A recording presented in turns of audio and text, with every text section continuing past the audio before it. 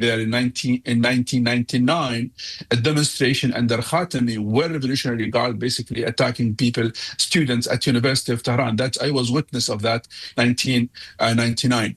So that indicate that students also have another demands. Imagine this, the students, the very backbone of the nation's future, rising up once again. What happens when the oppressed demand more than just economic change? Stay tuned, because what follows will shake the foundation of Iran's power structures.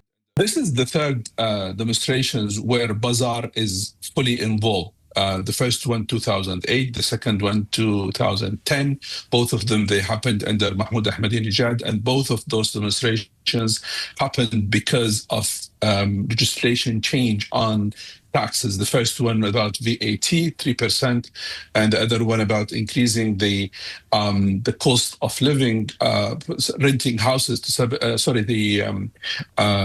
taxes on revenue, which requested at that time 70%.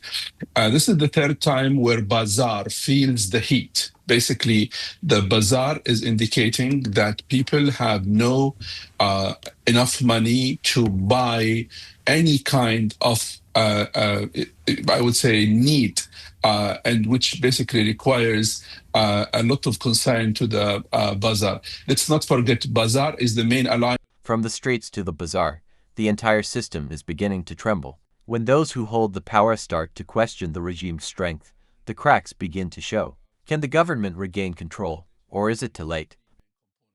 Of the Islamic Republic of Iran, there are three main sources of power for Islamic Republic of Iran. The first one is the Revolutionary Guard, the second one is the religious circle, and the third one is the Bazaar.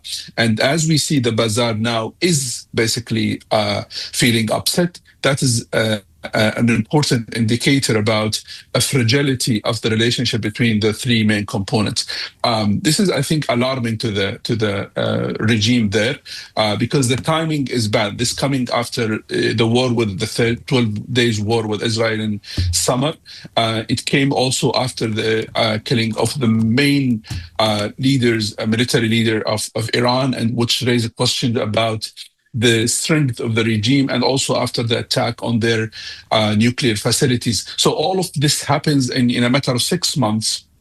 The regime's grip on power is slipping, but how much longer can they hold on?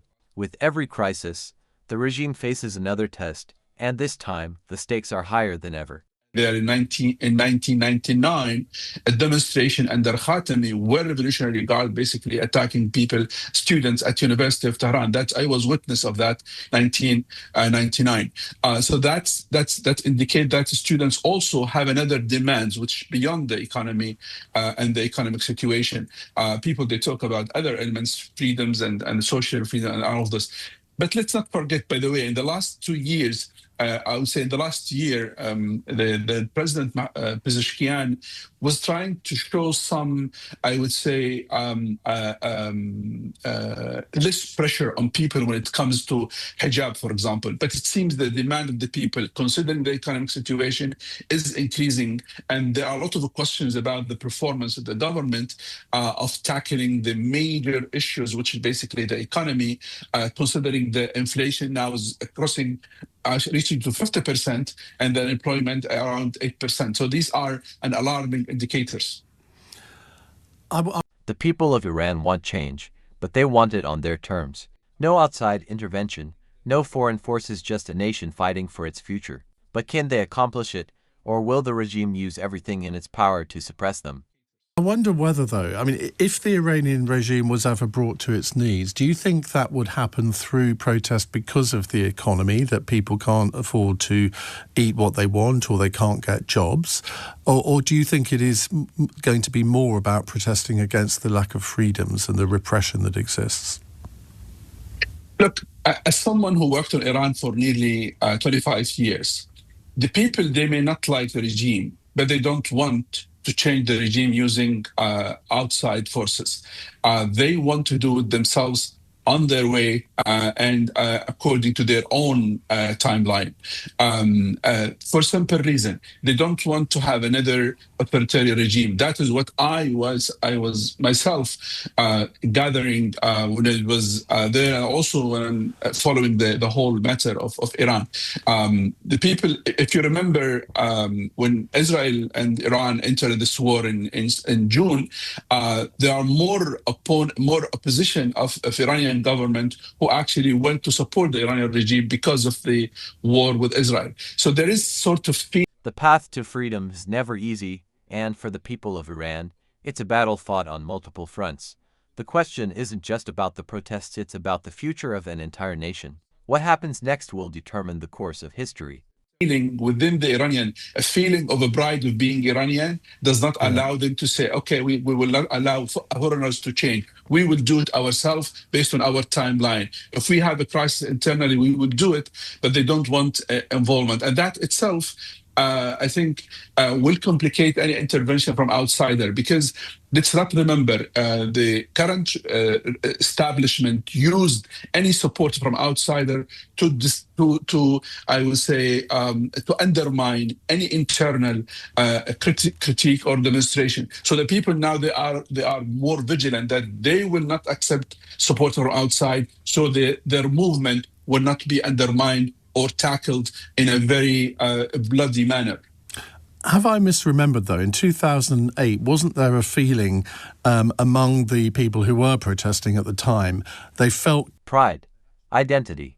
This is what's at stake. Iran is a nation defined by its resilience. But can the people rise up against a regime that has shown no signs of yielding? The world is watching, and the tension is reaching its breaking point. Completely let down by the fact that they thought they had been promised help from America and outside, and it didn't materialize, and they felt let down by that. Now, what you seem to be saying now is that is not the situation here. They'd actually prefer America, or indeed any other Western country, to just stay out. Exactly. They don't trust them. They feel that they have intervened in a very bad manner in Iraq, in Afghanistan. They have not helped the people there to be free or to change their situation. The situation there become worse. In other ways, they don't want to see destruction. They don't want to see the cities are destroyed. They don't want to see a failed. What do you think? Will these protests lead to the downfall of the Iranian regime, or will they be crushed like the ones before? Let me know your thoughts in the comments below. Don't forget to like, subscribe, and hit the notification bell so you never miss a video. Stay tuned for more breaking analysis, only here.